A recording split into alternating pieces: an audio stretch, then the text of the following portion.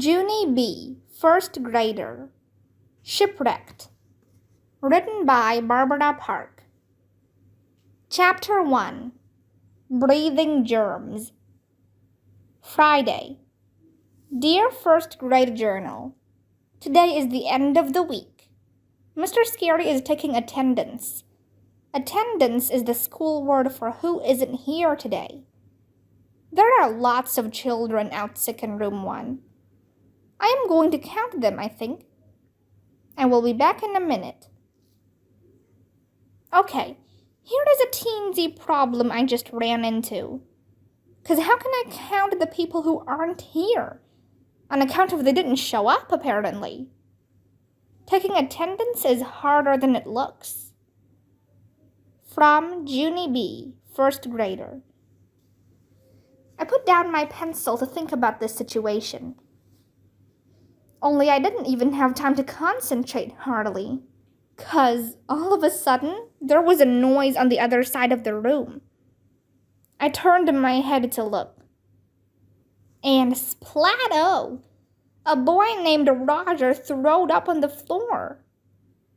It was the disgustingest thing I ever saw. Also, the air did not smell delightful. I quick held my nose and closed my eyes. Only too bad for me, 'cause my dumb bunny eyes have a brain of their own, and they kept on sneaking peeks of the splatto. It was Cheerios, I believe. Finally, I put my head on my desk, and I covered up with my arms. Only just then, more trouble happened.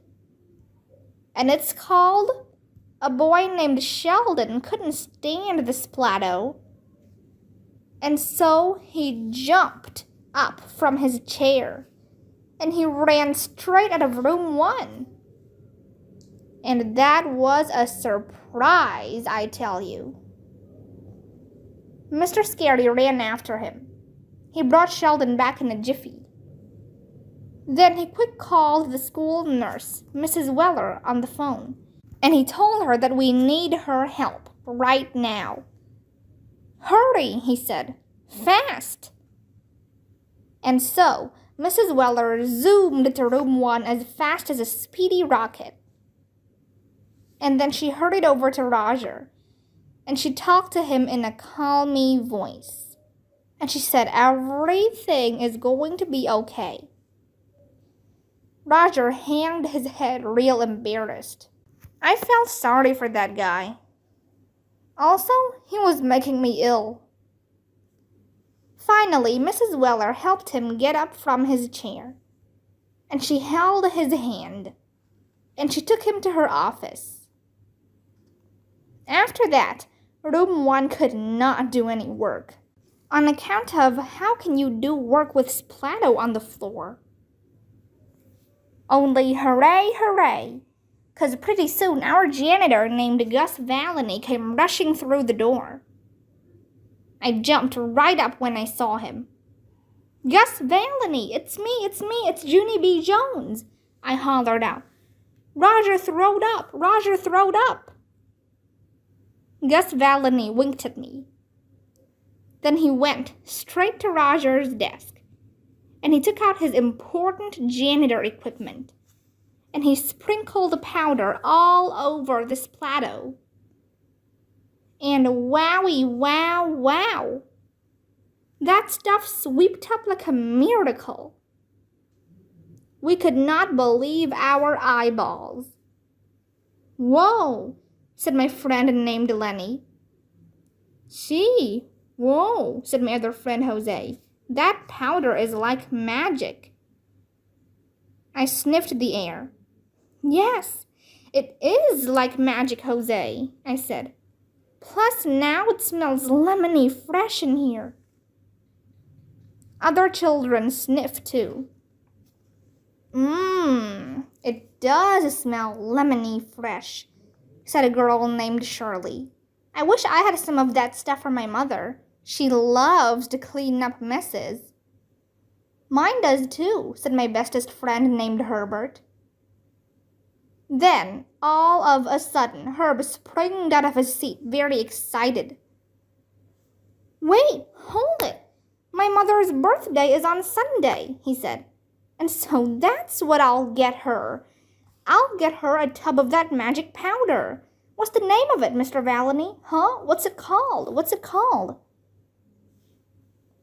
Gus Valany's face went kind of funny. He glanced his eyes at Mr. Scary, and then back at Herbert again. Finally, he ran his fingers through his bald hair, and he said the name of it.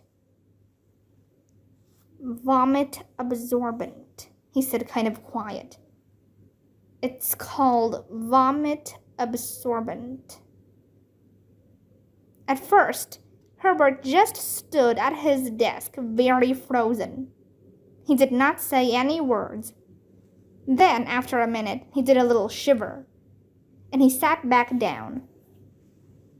"Maybe I'll just draw her a picture," he said. Gus Valany nodded. Then he packed up his stuff, and he waved goodbye to room 1, and Mr. Scary walked him into the hall. While he was gone, Sheldon put his lunch sack on his head. As soon as Mr. Scary saw it, he tried to take it off. But Sheldon held on tight. "No, don't, I need this," he said. "If I stay in here, I won't catch Roger's germs." I raised my eyebrows at that remark. "Yeah, only I don't get it, Sheldon," I said. "How can you catch Roger's germs?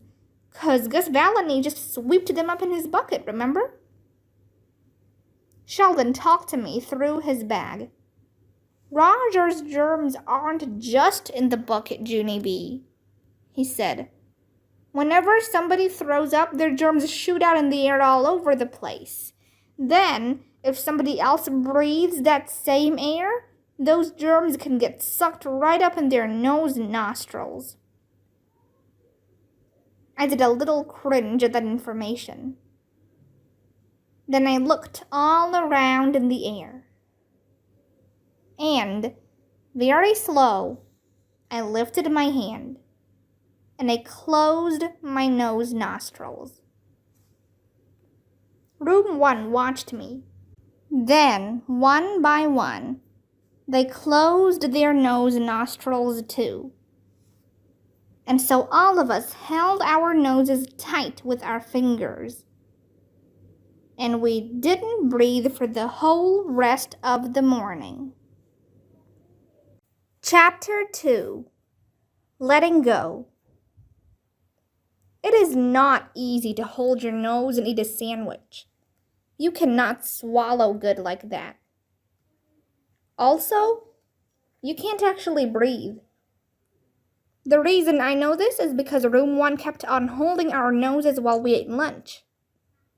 My ears felt blocked while I chewed. I tapped on my friend Herbert. "I am not enjoying my cheese sandwich today," I said. "Me too," said Herb. "I am not enjoying my sandwich too. Plus, I don't even know what I'm eating, because I can't taste what's under my lettuce." I thought for a minute. Then I tapped on him again. "Yeah, only what if you're eating something you hate?" I said. Herb thought too. Then he quick put down his sandwich, and he lifted up the bread so both of us could see. We leaned our heads in real close. Lenny and Jose leaned their heads in too. Said Jose. "This is only a guess, but I'm thinking tuna salad." Lenny shook his head. "I'm thinking ham spread." Herb made a face. "I'm thinking I'm done," he said. After that, he got out his apple, and he tried to take a bite. Only he couldn't actually get it in his mouth, on account of he was still holding his nostrils. Finally, Herbert got frustration in him. "I give up," he grouched.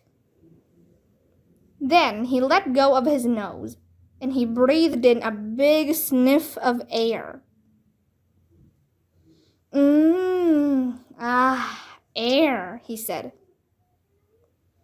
It looked good to do that. I let go of my nostrils and breathed too. Air, I said. Next to me, May's whole mouth came open. She did the cuckoo sign at us.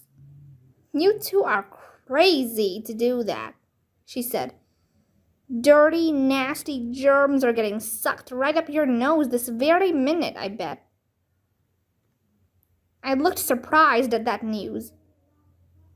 Really, May? I said. Thank you for telling me that. Then I leaned over next to her, and I breathed out my nose air on her shoulder. There, all gone, I said. May did a gasp. Ew, ew, ew, she hollered real loud. Then she jumped right up, and she tattletaled to Mr. Scary at the front of the table. Mr.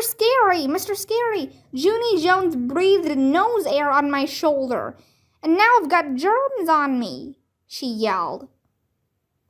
Mr. Scary kept on eating his lunch. He was pretending May was not there, I believe. May kept on tapping his arm, and she wiped her shoulder. Nose air, nose air, nose air, she hollered in his ear. Finally, Mr. Scary stood up, real calm, and he walked May back to her seat. Boys and girls, I know that many of you are still worried about what happened to Roger this morning, he said. And I promise that we'll talk more about this after recess, okay? But right now I want all of you to release your nostrils and eat your lunch. He stood there and waited. One by one, all of us let go of our nostrils. Only not Sheldon. Instead, Sheldon ducked his head under the lunch table, and he said he was looking for his pickle. I peeked at him under there. He was hiding under his napkin, holding his nose. When the bell finally rang for recess, room 1 was the first class out the door. Fresh air, fresh air, fresh air, we shouted very joyful. Then all of us breathed big snorts of breath, because Roger couldn't have shot his germs all the way outside, probably. After that, we skipped and jumped and clapped and played. Except for not Sheldon. And not May. Sheldon sat down and held his nostrils some more. May went to the water fountain and washed her shoulder.